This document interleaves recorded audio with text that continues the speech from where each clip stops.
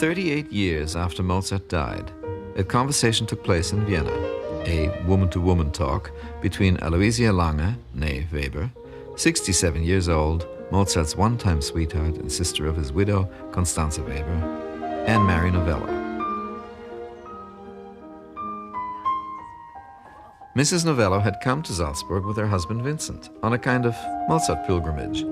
The main purpose of this trip was to bring some financial support to Mozart's sister, Nannerl, now over 70 years old, blind and impoverished. The money had been raised by lovers of Mozart's music in London.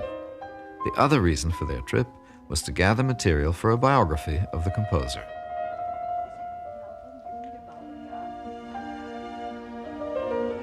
In their diaries, both Novellos recorded all their conversations with Mozart's surviving relatives and friends.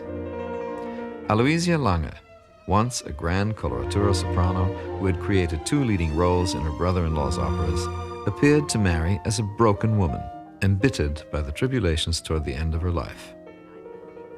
At the start of their conversation, Aloysia might have been any one of 1,000 aging prima donnas before or since, forgotten, abandoned by her husband, bitter but still feisty, now taking the same love and integrity she had once brought to the stage and investing it in her vocal teaching. And then the subject of Mozart arose, and Aloysia's face seemed to grow mystically younger.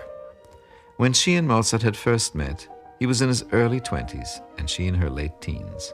It was a classic love at first sight situation, except for the fact that Mozart, being Mozart, had fallen in love with both Aloysia the beautiful girl and Aloysia the brilliant musician.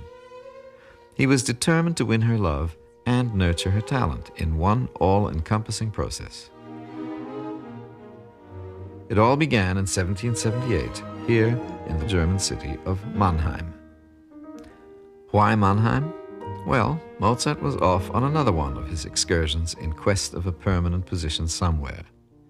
The Elector of Mannheim, Karl Theodor, was one of Europe's most enthusiastic patrons of the arts, with a court orchestra that was in many ways changing the face of music. This was just the kind of noble patron Wolfgang needed to launch his career. But the Elector was a hard man to pin down. There's nothing to be hoped for from the Elector at present. The day before yesterday, I went to the concert at court to get his answer. Count Savioli studiously avoided me, but I made my way up to him, and when he saw me, he shrugged his shoulders. "What?" I said. "No answer yet." "Please forgive me," he replied. "Unfortunately, none." "Well," I said, "the Elector might have told me so before." "True," he said, "but he wouldn't have made up his mind even now if I hadn't prodded him and pointed out that you've been hanging on here for such a long time and were using up all your money at the inn." "Yes, that's what worries me most of all," I retorted. "It's not at all nice." "However, I am very much obliged to you, Count," we don't address him as Your Excellency, "for having taken such an interest in me, and I beg you to thank the Elector on my behalf for his gracious, though belated, reply, and to say that I can assure him that he would never have regretted it if he'd taken me on." This time Mozart was writing to his father. Leopold had wanted to come along on this trip as he had on previous journeys, but the Archbishop had only been prepared to give him a leave of absence without pay, and that was just too risky for Leopold, who had been forced to borrow money to send his son back into the world. And so Mozart's mother was elected to come with him to Mannheim. Now, months had passed since they arrived. 2 months of applying for an audience, demonstrating his musical abilities and spending all that borrowed money. And so far, no results. But even in this state of frustration, he never stopped composing magnificent music. Some of Mozart's most beautiful sonatas were written here in Mannheim. This is K293A, another one of those works the composer called sonatas for piano and violin, not the other way around. As with the others, it's not hard to tell why.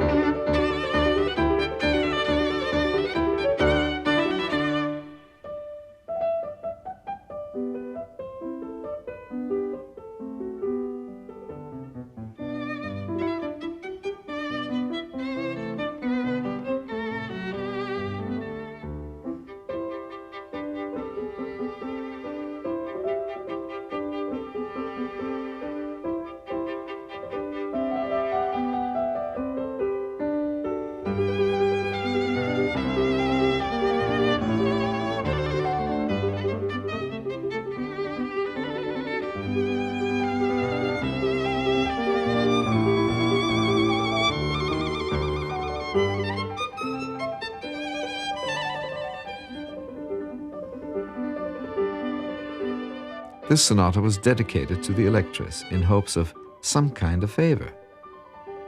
But Mozart's music brought him no closer to his main goal. While he was indeed very popular, as so often happened, people in high places were still unwilling to recognize his talents in the ultimately tangible form of a job.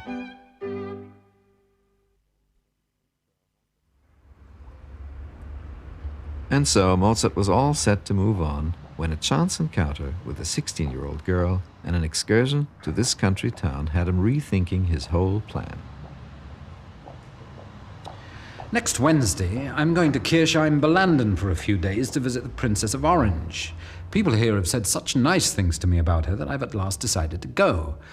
I've had 4 arias copied for her, and as she has a nice little orchestra and gives a concert every day, I shall also present her with a symphony. Moreover, the copying of the arias will not cost me much, for it's been done by a certain Herr Weber, who is accompanying me there.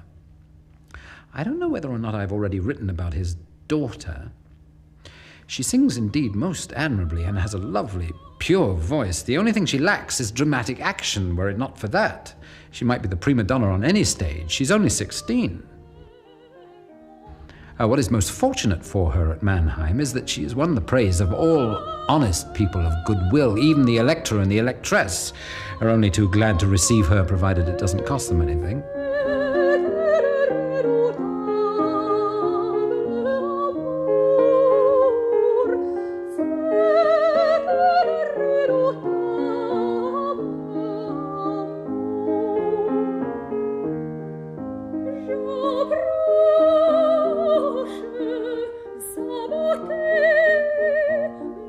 Aloysia was the Webers' second daughter. Wolfgang was totally enraptured by her. He gave her singing lessons, immediately composed this aria for her, even put his own plans and problems aside to concentrate his full attentions on her. He took her along to the princesses, and his boundless joy speaks from every word of his letters. His father expected and received a precise report on the whole event. On Saturday evening, we went to court, where Mademoiselle Weber sang 3 arias. I say nothing about her singing, only one word: excellent. We again had a concert on Monday, and also on Tuesday and Wednesday. Mademoiselle Weber sang 13 times in all, and played the clavier twice. She doesn't play it all badly. Would you believe it? She played my difficult sonatas at sight, slowly, but without missing a single note. I played 12 times in all, and once by request on the organ in the Lutheran church. I presented 4 symphonies to the princess and received only 7 louis d'or in silver, and poor Mademoiselle Weber only 5. Really, it was the last thing I expected.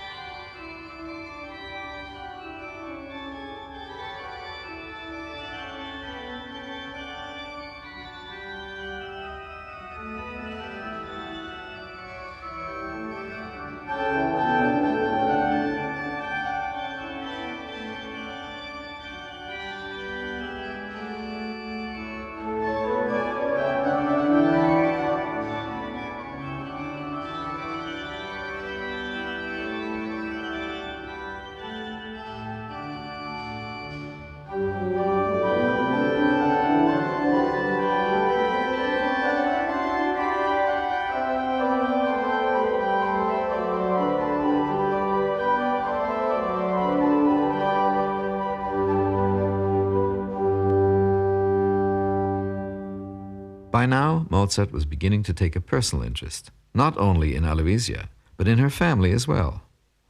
Fridolin Weber was head of a rather remarkable musical family, which would figure importantly in Mozart's later life. The eldest daughter, Josepha, was the first queen of the night in Mozart's final opera, The Magic Flute. Their third daughter, Constanze, also an accomplished soprano, would become his wife, and a nephew Mozart would not live to meet was the prominent German composer Karl Maria von Weber. I've become so fond of this unfortunate family that my dearest wish is to make them happy, and perhaps I may be able to do so. My advice is that they should go to Italy. So now I should like you to write to our good friend Lugiati, and the sooner the better, and inquire what are the highest terms given to a prima donna in Verona. The more the better. One can always climb down. You know, my greatest desire is to write operas. I would gladly write an opera for Verona for 50 zecchini, if only that she may make her name. By that time, I shall have made so much money on the other journeys we propose to undertake together that I shan't be the loser. And the thought of helping a poor family without injury to myself delights my very soul. The young man really laid it on. Even his mother read between the lines. My dear husband, as you can see from this letter, whenever Wolfgang makes any new acquaintances, he's instantly ready to sacrifice body and soul for them. These bold castles in the air had a devastating effect on the family back in Salzburg. Sister Nannerl spent 2 days in tears. Mozart's father struggled for 2 days trying to get his son's head and heart back on straight. As I write these words, my eyes are overflowing. Nothing in my son's character is more familiar to me than his gullibility and susceptibility to flattery, whatever the source. The situation in Mannheim was exacerbated by the Elector Karl Theodor's abrupt disappearance to Munich, where he had gone to sort out his late brother's estate. The Mannheim Orchestra was disbanded forthwith and a new one established later in Munich. Now there really was no official reason left for Wolfgang to remain in Mannheim, not even a professional justification. Leopold actually chased his son out of town to Paris.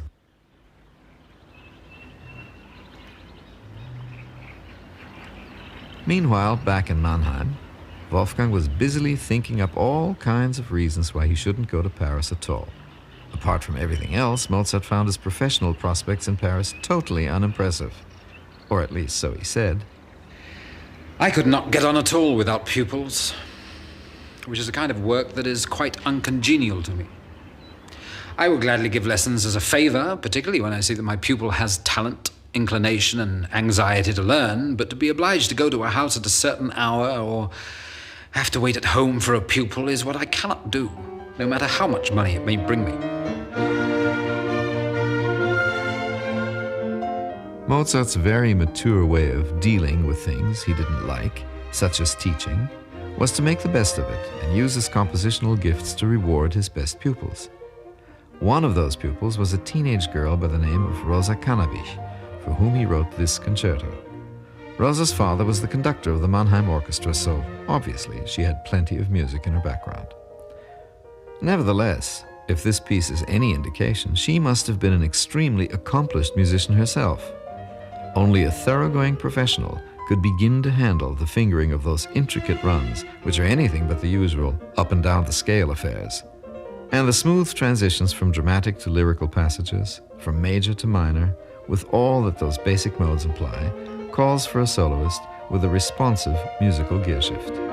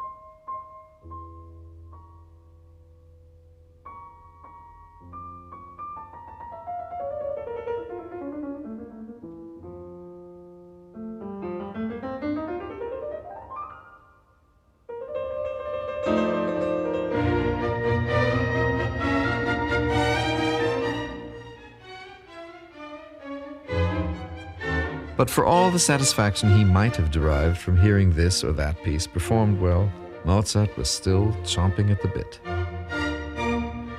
I am a composer and was born to be a Kapellmeister. I neither can nor ought to bury the talent for composition with which God in his goodness has so richly endowed me. I may say so with conceit, for I feel it now more than ever. When he heard about his son's resentments, Leopold, who was back home in Salzburg, giving lessons to keep from drowning in the debt he had incurred to finance this expedition, didn't pull his punches. It seems our dear Lord has allowed an incomprehensible intoxication to cause you to forget our circumstances.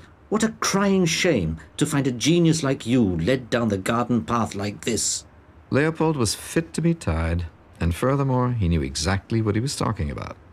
His own grandfather had died in this Augsburg poorhouse, where a plaque now commemorates his great-grandson Wolfgang as the finest composer of Swabian origin. Leopold himself was born over his father's humble bookbinding shop. He knew the value of work as a means to an end firsthand, and as far as he was concerned, while talent may be a passport to a better life, no amount of genius was ever an excuse for irresponsibility. His letter hit Mannheim like a thunderbolt. Wolfgang actually fell ill for a few days. Then he reluctantly dropped his plans to go to Italy and agreed to proceed without delay to Paris. So, what did Mozart take with him from Mannheim? The best example is his Paris Symphony, composed entirely under the influence of the Mannheim school. Everything Wolfgang had managed to assimilate and learn during his days there was put to use in Paris a short time later in this symphony.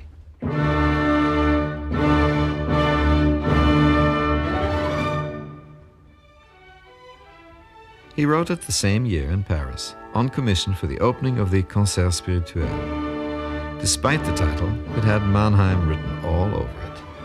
It had been one of those strange twists of fate that Mozart just happened to arrive in Mannheim in the final days of this great orchestra. The innovations introduced here left an indelible impression on the young composer. We can hear many of them in this symphony. First of all, the value of conducting, which was a relatively new art. Only a generation earlier, most music was directed by one of the orchestra members from his seat, or by someone beating time with a staff on the floor. Mozart was enormously impressed by Christian Cannabich and called him the finest conductor he had ever heard. The Mannheim school also established the symphonic form in terms of tempo and mood and added new instruments, such as the clarinet, which became one of Mozart's favorite instruments. He used it for the first time in the Paris Symphony. More importantly, the Mannheim conductors were able to control new effects, such as a long orchestral crescendo.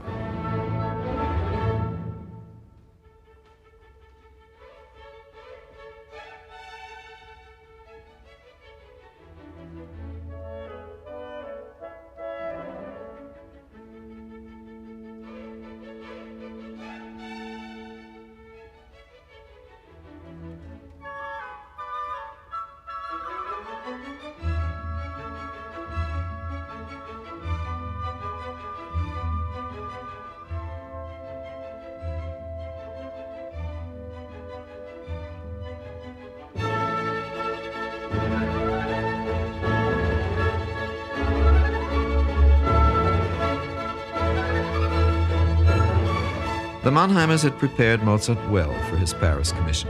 His tonal and dynamic contrasts and his far more expressive symphonic style could not have come about without the pace-setting work the Mannheimers had done. For Mozart himself, these high standards were now foregone conclusions even in Paris. In short, while he certainly knew what he was doing, Mozart still wasn't sure the Parisians would appreciate that there was more to it than just the novelty factor. Playing it safe for a change, he decided to preview the piece in a keyboard performance for two German friends in Paris. I brought along the new symphony which I have just finished and with which the Concert Spirituel will open at Corpus Christi. They both liked it very much, and I too am quite pleased with it, but I can't say whether it'll be popular. And to tell the truth, I don't care very much for who will not like it. I can answer for its pleasing the few intelligent French people who may be there, and as for the stupid ones, I shan't consider it a great misfortune if they're not pleased. I still hope, however, that even asses will find something in it to admire.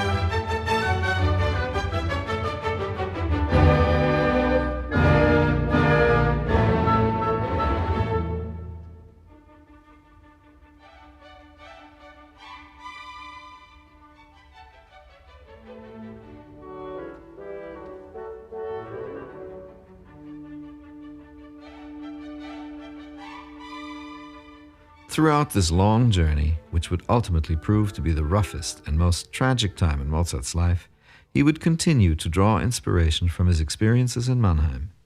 His first taste of love probably had something to do with it. But so too had the splendid orchestra, the inspired conducting of Christian Cannabich, and the musicianship of his very gifted teenage daughter, Rosa. She gave me indescribable pleasure, he wrote. She played the whole of my sonata excellently. The Andante she plays with the utmost expression. Moreover, she likes playing it. Her reward for her talent and enthusiasm was a taste of immortality. Mozart dedicated one of his most expressive piano pieces to her. It was for the Piano Sonata K309 with its romantic Andante. It must have been awfully flattering for a young and certainly pretty lady to be described in such gorgeous musical terms. And the only way she could return his musical homage was to learn this piano concerto, K238.